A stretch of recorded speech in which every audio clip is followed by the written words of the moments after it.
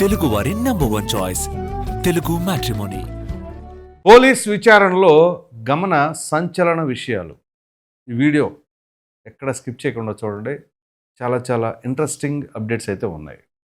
ఇక వివరాలకు వెళ్ళినట్లయితే ఈ ప్రశ్న ఛానల్కి సంబంధించిన CEO అట ఈ గమన్. తెలుసు కదా మహిళ. ఆవిడ ఒక వీడియో కూడా సెల్ఫీ వీడియో రిలీజ్ చేశారు. జగన్మోహన్ రెడ్డి గారు థ్యాంక్ యూ సో మచ్, అలాగే వైసీపీ ఎంటర్ టీం అన్నారే ఆవిడే.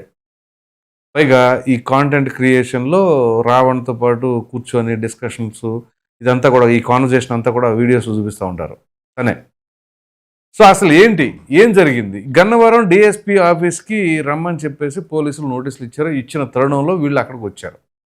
వచ్చిన తర్వాత సుమారుగా 5 గంటల పాటు ఈ యొక్క విచారణ జరిగింది. ఆ విచారణలో మామూలుగా కాదు, చాలా చాలా ఇంట్రెస్టింగ్ పాయింట్స్ ఉన్నాయి. అఫ్కోర్స్ ఈ గమనాతో పాటుగా మరో వ్యక్తి ఉన్నారు కదా, ఇంద్రసేన నాయుడు. అతను ఎవరు?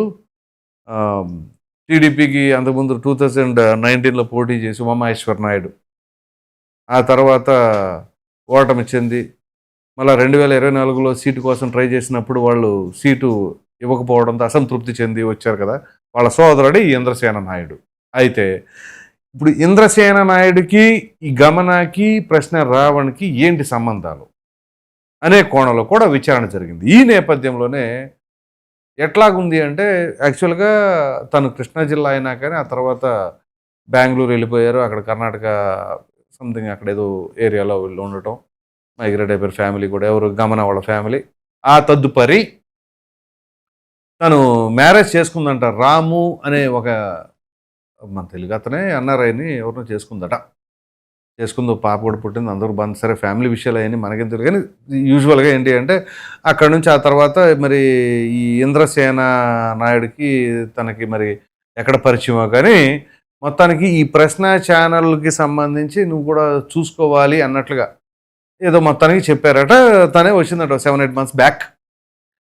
అయితే ఇప్పుడు ఆ ఇంద్రసేన ఆఫీస్లోనే ప్రశ్న ఛానల్ ఎందుకు ఉంది అంటే, ఇతనికి 3 ఆఫీసెస్ ఉన్నాయి, అందులో ఇది ఇక్కడ ఎందుకు ఉంది అని చెప్పేసి అంటే, పోనీ ప్రశ్న రావణ్ణే అది తీసుకున్నాడా, తీసుకుంటే తను సీఈఓగా ఎవరు తీసుకున్నారు? సో ఎందుకంటే ఈ కాంటెంట్ అంతా కూడా ఎక్కడి నుంచి వస్తుంది, అది కదా ఇంపార్టెంట్ అక్కడ. సో ఇప్పుడు ఆ ఆఫీస్ను ఉపయోగించుకొని ఏం చేస్తున్నారు? కంటెంట్ క్రియేట్ చేస్తున్నారా? చేస్తే ఏంటి? సరే ఆఫీస్ రెంట్కి తీసుకున్నారా? తీసుకుంటే మరి దాని రెంటల్ అగ్రిమెంట్ ఉందా? ఎవరు తీసుకున్నారు ఏంటి? ఇవన్నీ కూడా క్లారిటీ ఇవ్వాలి కదా. దీనికి సంబంధించి ఎటువంటి ఆధారాలు లేవు. పోనీ ఏదో గుడ్విల్ మీద, ఏదో ముఖపరిచయం మీద రెంట్ అగ్రిమెంట్ లేదు, ఏమి లేదు అని చెప్పేసి తీసుకునే పరిస్థితి ఉందా? ఇలా చాలా ప్రశ్నలు పోలీసులు అడిగారు. పైగా ఈ ప్రొడక్షన్ ఎక్కడి నుంచి అవుతుంది, ఈ కాంటెంట్ ఎక్కడ తయారవుతుంది, ఏంటి మీరు సొంతగా తయారు చేస్తున్నారా లేకపోతే ఇంకెవరైనా పంపిస్తున్నారా? ఇది అంతా ఎక్కడి నుంచి వచ్చింది?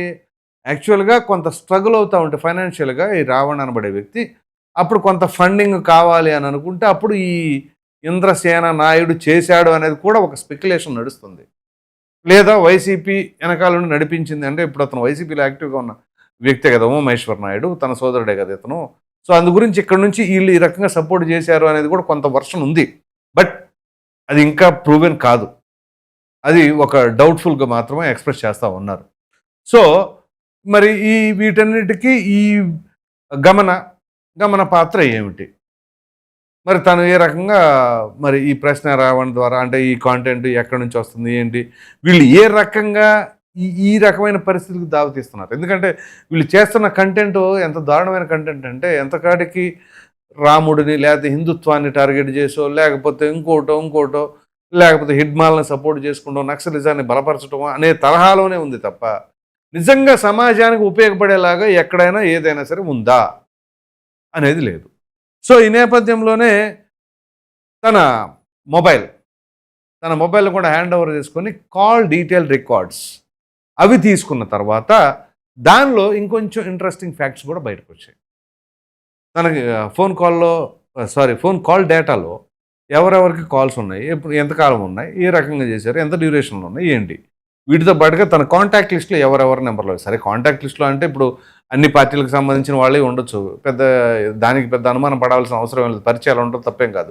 కాకపోతే ఏ సందర్భంలో ఎవరితో మాట్లాడారు, ఎంతసేపు మాట్లాడారు, ఏం మాట్లాడారు, ఇలాంటివి కూడా ఖచ్చితంగా వస్తాయి. ఈ కాల్ డేటా రికార్డ్ ఎప్పుడైతే వాళ్ళు పట్టుకున్నారో అది కొంత ఇబ్బందికరంగా మారింది. కోర్స్ వైసీపీకి ఒక స్టాండర్డ్ ఫార్ములా ఉంది కదా, ఏ విషయం వచ్చినా తెలియదు, గుర్తులేదు, మర్చిపోయా అనే తరహాలోనే ఇక్కడ నోరు వెప్పకుండా వీలైనంత వరకు దాన్ని డొల్లిచ్చారని, ఏదో మొక్కుబడిగా కొన్నిటికి మాత్రం ఆన్సర్ చేశారు అని చెప్పేసి అని కూడా పోలీసులు చెప్తున్నారు. ఆ ఒక్కటి చాలదా మనకి? అడిగిన ప్రశ్నలకి సమాధానం చెప్పలేదు అంటే తన ఉద్దేశం ఏంటండి? అంతే, మౌనం అంగీకారమే. నిజంగా ఏ తప్పు చేయలేనోడు ఏ క్వశ్చన్ అడిగిన ఇదిగో నేను ఇది కాదు, నేను వీళ్ళతో మాట్లాడా కానీ ఇందులో దాని గురించి లేదు, ఇది ఇది అని చెప్పి సంశయంగా మాట్లాడవచ్చుగా. అలా మాట్లాడలేదంటే దాని ఉద్దేశం ఏంటి? 100% అక్కడ జరిగిందని సస్పెక్ట్ కూడా కాదండి, కన్ఫర్మే. అలాగే ఇంద్రసేన తను కూడా నిన్న విచారణకు పిలిచారు. అతను అంతే, వీళ్ళైనంతవరకు ఏమి నోరు తెరవకుండా ఉన్నారు అని అంటే ఇది పరిస్థితి. సో వీళ్ళ యొక్క ఆలోచన తీరు, మరి ఆ కంటెంట్కి ఏ రకంగా ఉంది, దీని నెట్వర్క్ ఎంత దూరం ఉంది ఏంటి అని చెప్పేసి ఇప్పుడు వాళ్ళు నిన్న కోఆపరేట్ చేసిన విధానం చూసిన తర్వాత మరలా ఇంకోసారి పిలుస్తాం అని చెప్పేసి పోలీసులు చెప్పడం, రేపు 17వ తేదీన రావాలి అని చెప్పేసి మరలా వాళ్ళకి చెప్పడం జరిగింది. రేపు 17వ తేదీ వచ్చే లోపల ఏం జరుగుతుంది, ఇది ఇక్కడ చాలా ట్విస్ట్ ఉంటుంది. ఇప్పుడు ఇంకా నిఘా ఉంటుంది. ఇప్పుడు 17వ తారీఖు అండి it's a trap, police trap అంటారు చూసారా. ఈ 17వ తారీఖులో అంటే ఈ 3 రోజుల వ్యవధిలో, ఇవాళ 14 అండి, 14, 15, 16 ఈ 3 రోజుల వ్యవధిలో వీళ్ళు ఏం చేస్తారు, ఎవరెవరిని కలవబోతున్నారు, ఎవరెవరితో మాట్లాడుతున్నారు, మాట్లాడితే ఏం చర్చిస్తున్నారు, ఇది ఒక నిఘా ఉంటుంది, ఖచ్చితంగా ఉంటుంది. పోనీ ఏ నిఘా పెట్టినా వీళ్ళు మేమేం తప్పేం చేయలేము, మాకేం అవసరం అని చెప్పేసి ఫోన్ కాన్వర్జేషన్స్ ఉంటాయి. ఏదో ల్యాండ్ లైన్ నుంచి ఇంకో ఫోన్ నుంచి ఏదో కాల్ చేస్తారు. కాల్ చేస్తే దేని గురించి మాట్లాడతారు? రేపు 17వ తారీఖు రమ్మన్నారు ఒకటి, అసలు ముందు ఇక్కడ నిర్ణయం జరిగింది అనేది ఉంటాయి క్వశ్చన్స్. ఉన్నప్పుడు ఏం అడిగారు ఏంటి, నువ్వేం చెప్పావు, దానికి ఏం చెప్పావు, ఈ బయటపడితే దాని తర్వాత రేపు 17వ తేదీన మళ్ళీ ఏం అడుగుతారో ఏంటో. అడ్వకేట్ ఉంటారు, అడ్వకేట్ ఇస్తారు. అడ్వకేట్ డైరెక్ట్గా రెడీమేడ్గా ఆయన చెప్పడం, ఆయనకి ఇన్పుట్స్ ఇచ్చేవాళ్ళు కూడా ఉంటారు. ఆయనకి అడ్వకేట్ ఏం చేస్తాడు, లీగల్గా మాత్రమే సపోర్ట్ చేయగలడు. కానీ ఉన్న వాస్తవాలు ఏంటి అతను తెలిస్తేనే కదా అతను సపోర్ట్ చేసేది. ఆ ఉన్న వాస్తవాలు చెప్పాలి కదా. సో ఇలా అన్నీ ఉంటాయి.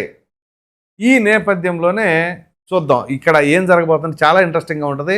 ఇప్పుడు ఇది గమన అనే పాత్ర చాలా చాలా క్రూషియల్ క్యారెక్టర్ లాగా ఉంది అని కూడా అభిప్రాయపడుతూ ఉన్నారు. ఎందుకంటే ఈ ప్రశ్న అనేవాడు వాస్తవంగా చెప్పాలి అంటే అనవసరంగా ఏదో ఈడెవడు చైల్డ్ ఆర్టిస్ట్ ఓవర్ యాక్షన్ చేస్తున్నాడు ఏంటి అని చెప్పేసి అంటే దూకుడు సినిమాలో ఆ టైప్లో ఓవర్ యాక్టింగ్ చేసి బుక్ అయిపోవటమే. కానీ ఆ వెనకాల ఉండి సీను వైట్లలాగా కథ నడిపించే వాళ్ళందరూ ఉంటారు. మరి ఆ క్యాండిడేట్లు ఎవరో కూడా బయట పెట్టాలా. సో ఇలాంటి పరిస్థితి అయితే మొత్తానికి తలెత్తుతూ ఉంది. మరి ఈ గమనాకి సంబంధించి ఈ గన్నవరం పోలీస్ స్టేషన్ డిఎస్పీ కార్యాలయంలో నిన్న అటు ఇంద్రసేన కావచ్చు ఇటు కావచ్చు వీరిద్దరిని విడివిడిగా విచారణ చేశారు. ఆ విచారణ చేసిన తర్వాత మరలా కలిపి కొన్ని క్వశ్చన్స్ అడిగారు. అప్పుడు ఏం సమాధానం వచ్చిందనేది కూడా నిన్న కొంత బయటపడింది. ఇంకా పోలీసులు రివీల్ చేయలేదు అది. ఇవన్నీ ఒకెత్తు. ఇంకో ట్విస్ట్ చెప్పంటారా, రేపో మాపో రావాణ్ణి కస్టడీలోకి తీసుకుంటారు. ఇప్పుడు వాళ్ళని విడివిడిగా అడిగే క్వశ్చన్లు ఇతన్ని అడుగుతారు, అలాగే కలిపి అడిగిన క్వశ్చన్లు ఇతను అడుగుతారు. వాళ్ళు చెప్పిన సమాధానం, ఇతను చెప్పే సమాధానం ఏ రకంగా ఉండబోతుంది ఏంటి అనేది కూడా చాలా చాలా ఇంట్రెస్టింగ్గా ఉంటుంది. ఈ ట్విస్టులు ఇంతటితో అవలా చాలా బాగుంటుంది. ఇక ముందు ముందు కూడా ఎంతో క్యారెక్టర్లు ముందు రావాల్సిన పరిస్థితులు కూడా ఉంటాయి. ఎందుకంటే నిన్న ఈ గమన కాల్ డీటెయిల్ రికార్డ్స్లో సిడిఆర్ రిపోర్ట్లో కొంతమంది నాయకుల కాల్ నెంబర్స్ కూడా ఉన్నాయట. మరి ఆ నాయకులు ఎవరు ఏంటి అనేది కూడా ఇంకా ఇంట్రెస్టింగ్గా ఉంటుంది. సో వీటన్నిటి పరిస్థితి రీత్యా ఖచ్చితంగా చాలా చాలా మామూలుగా ఉండదులేండి. ఎందుకు సరే, దీని అంతటిపైన మీ అభిప్రాయం ఏంటి అనేది కామెంట్లో తప్పకుండా తెలియజేయండి. Thank you.